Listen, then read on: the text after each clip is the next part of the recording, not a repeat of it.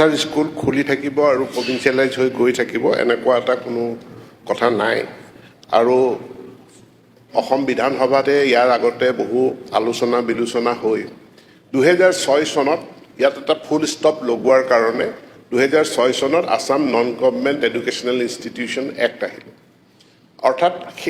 ইয়াৰ পাছত যদি কোনো বিদ্যালয় খোলে তাক প্ৰাইভেট ইনষ্টিটিউশ্যন হিচাপে non government education institution actor অধীনত কৰিব লাগিব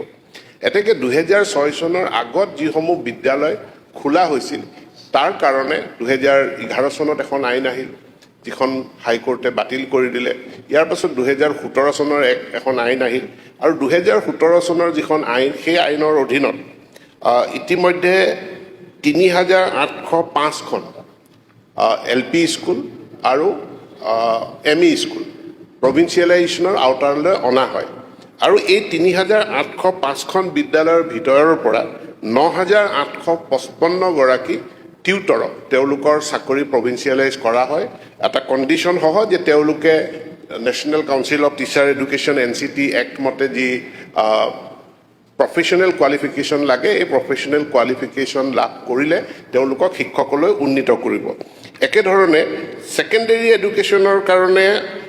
হাই school higher secondary school senior secondary স্কুলসমূহ মিলাই 511খন বিদ্যালয়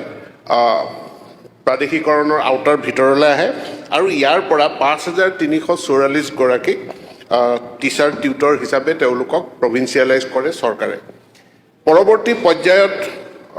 বিভিন্ন দাবী উত্থাপন হ'ল যে আমি কিছুমান ষ্ট্ৰিক্ট ক্ৰাইটেৰিয়া থকাৰ কাৰণে আমি প্ৰভিঞ্চিয়েলাইজেশ্যনৰ আওতাৰ পৰা বাদ পৰিলোঁ এতেকে চৰকাৰে আইনখনৰ সংশোধনীৰ বিবেচনা কৰিব লাগে এই সংশোধনী বিবেচনা কৰাৰ যি প্ৰস্তাৱ আমাৰ ওচৰলৈ আহিছিল তাক পুনৰ বিবেচনা কৰি 2025 চনত আইনখনত কিছু শিথিলতা অনা যায় আৰু সেই শিথিলতা অনুযায়ী অসম চৰকাৰে ইতিমধ্যে এটা পৰ্টেল খুলি দিছে আৰু পৰ্টেলটো খুলি দিয়াৰ কাৰণে খুব খৰতকীয়াভাৱে আমি বিভিন্ন বিদ্যালয় মহাবিদ্যালয় তেওঁলোকৰ পৰা আবেদন পত্ৰসমূহ পালোঁ আবেদন পত্ৰ পোৱাৰ প্ৰক্ৰিয়াটো অলমষ্ট 99% আমাৰ কমপ্লিট হৈছে আৰু মই আজি আপোনাৰ জৰিয়তে মই পবিত্ৰ সদনক জনাব বিচাৰোঁ যে আমাৰ প্ৰায় 35খন ডিষ্ট্ৰিক্টৰ পৰা আমি স্কুল এডুকেশ্যনত অৰ্থাৎ LP স্কুল হাই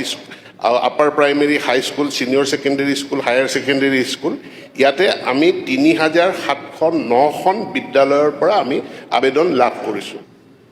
আৰু এই গোটেইসমূহ আবেদনত যে মই বিদ্যালয় শিক্ষানুষ্ঠানৰ সংখ্যাটো ক'লোঁ মহাবিদ্যালয় 52 আৰু 125 আৰু বিদ্যালয় 3709খন